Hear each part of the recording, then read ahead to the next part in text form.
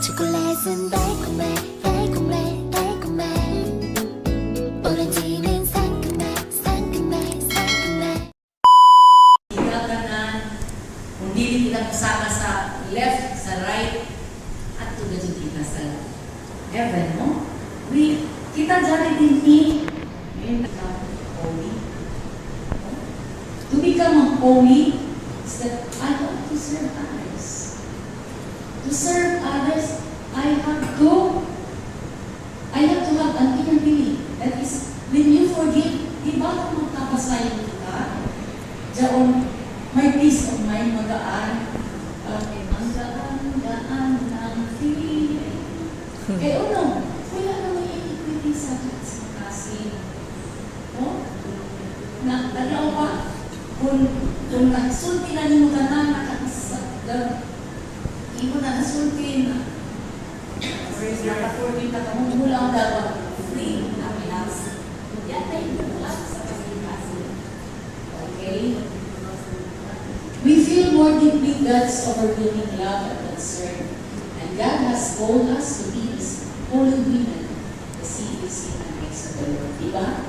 For na, you go along those process, ikat sa pagkamakasasala, because all of us are sinners. Pero, nagyaong ba, kuya lang kami ang ito sa kalimutan para sa mga subuusan. Diba? Nanamikan niya ang Ginoo sa kalibutan lang ang bata. Pala normali sa simbahan na changi kaya makadalang tao. Magpalit kami ako bangus. Ano? Pero ang purpose, why are you here in... Uman dyan naman kita. Because we want to be closer to God. We want to be renewed. Para kita reconnected. Kung nabugto kita, bumikan kayo nakasaya kita. Ang dyan, tapos, we are worthy to be called handmaids of the Lord. So, although we have come from different situations and state, kainan ang namati ako sa ito. Lain-lain na dyan ako mga problema o, lain-lain sa mga tumaisano sa kinabuhi. Lain-lain na aking pagsuligan, lain-lain na dyan. But with this, and different situation within us kung mamati kita to God. Dahil kasi, anakan ba ka ng Ginoo?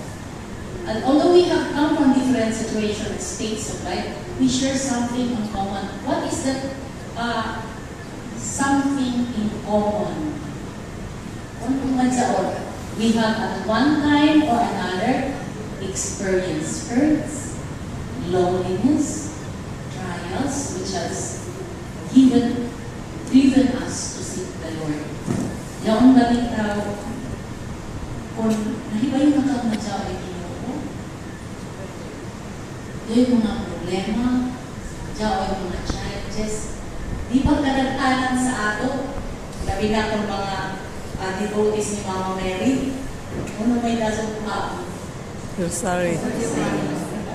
Balita kita, amoy nakakomod na sa ato.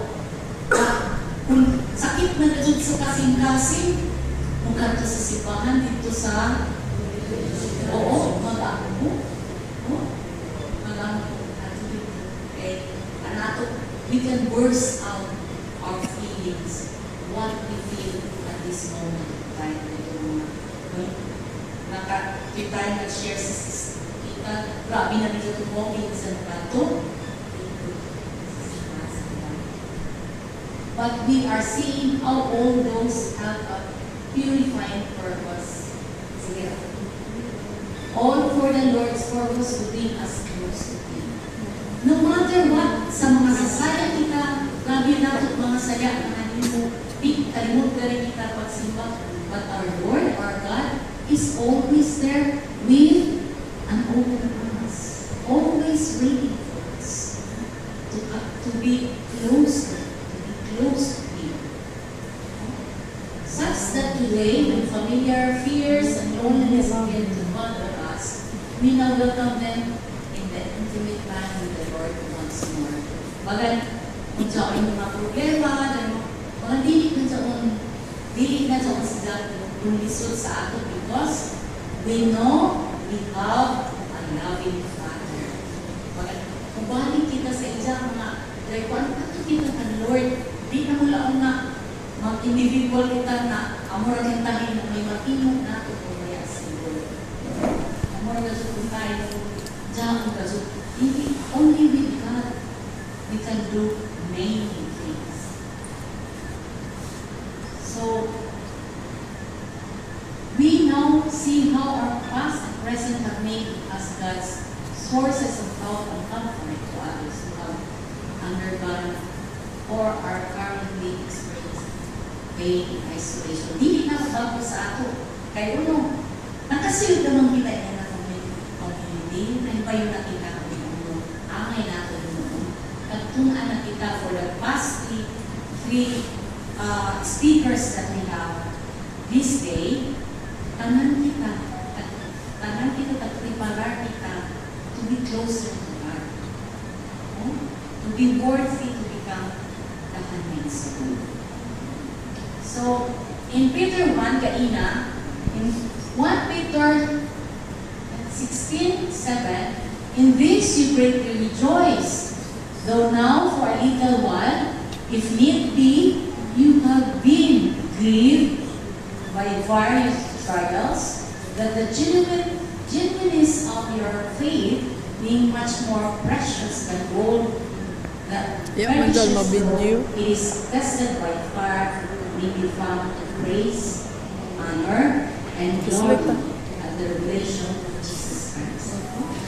Naglaman pa, ang success wouldn't be success without mag-picture going on that process. Naglaman pa, ang daya mo nga, mahimok ang daya mo, so hindi daw sila Isang isuot na rin sa mga, iba, ikuan, parang nuwa, kasi ang tinuulisan natin dito sa buhay. Among kita ini, grabe na mga problema, pero yaman kasi tintahay kita rin na kung mag-problema sa akin, hindi ako problema. O, tanan kita, ang pili kita muling sa isa ka problema. Pag dyan ang problema, pag matapos, ang feeling na ito ganat, pero kahit simulaw na, kung ba lamang kita nakutang-tangan yung mga problema, but you are blessed because you have problems. Because through that problems, you can feel God is with you. Kaya as you look back, then nain na klase-klase ni mo mga problema. But you can feel God is always with you. So, rebuilding my life as women of God, to rebuild our lives and to help rebuild lives of others, we need to grow into holy women of God. So sa ato pa, kaya gusto man kita mag-grow, musunod kita sa maayong pamatasan. Ang maayong pamatasan sa Osaka, babae is may pagtuo. This is the characteristic of the holy women of God. A joyful spirit, a woman of faith. Faith ko no, a woman of faith is one who trusts in the Lord's almighty power and providence. Some signs of a woman of faith is joyful spirit, serenity and peace, prayer life, and faith. Amoy niyang characteristic of a joyful life and a joyful spirit. She is clothed in strength and dignity. No? Dili kon ganang baro, sitro, makita ang kalag, dili ikato sa outer na beauty, but inner. Ang strength, makita ba natin ang strength? If you are a woman of God, di ko talaman, di ko basta-basta, di ko madali, kalugmok. Tapos, bisan pa man sa mga babae na nagkalimutan, ikaw lang sa moderno na kuman, di na kuman uso, nandiyaon. Pwede nila mag-believe in, pwede. But if you are a woman with dignity, you are firm. Hindi ka sa pwede kay dalagang Pilipino. na ako. Oh, ang kanya ko na dili basta-basta. Next. Dito pa lang dito isa. My soul, look at faith, woman, a joyful spirit. My soul glorifies the Lord, and my spirit rejoices in God, my Savior. Sa tanan imong kinabuhi, sa imong human, ang imong tagtras nimo sa Ginoo. Naglaw pa, kada linog bulang-bulang ko, kaina, naglinog. Ya, may nalaw ko na, ya, Ginoo ko. Oh, Sis ko, oh. Ako lang, women with faith, because we cannot do it alone without God. So, serenity of peace, laon pa. But Luke 10, 38 to 42, but Martha was distracted by all preparation that had to be made. She came to him and asked, Lord, do you care that my sisters has left me to do the work by myself? Tell her to help me. Diba? Si Mary, dito na si Jack ang kisas na mati ko na si Jack. Katulad siya si Sin, nagkatulikit na andam papuno. Amo mang kita, pag-abot ng pista, sus, grabe ka ulikit. Ang misa dyan to na, grabe pa ng luto. Ay, ano dyan ang blessing na, miskan mag-praise and thanksgiving to God for the blessing. Ya, musimba kay na, Luto. iba kaon to. Kunahong gano'n ang misa, adisir pa ang misa. So, women, your beauty, 1 Peter 3 to 4, your beauty should not come from outward adornment, such as elaborate hairstyle, the wearing of gold jewelries, or fine clothes. Rather, it should be that of your inner self, that fading beauty of a gentle and quiet spirit, of a great work in God's sight. Amo dyan, dili sa mga adorno, ako ba mahilig ito? Pero paninig, makilig ka dyan, pinigyan na cross sa mga kuwan. Eh, di ako makumplito kung maya, hindi, o yan may bagan, ay trust, na ako mawag-dawan.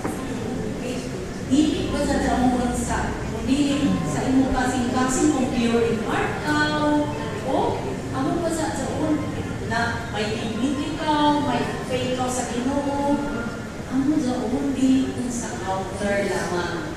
Therefore, I tell you, do not worry about your life, what you will eat or do.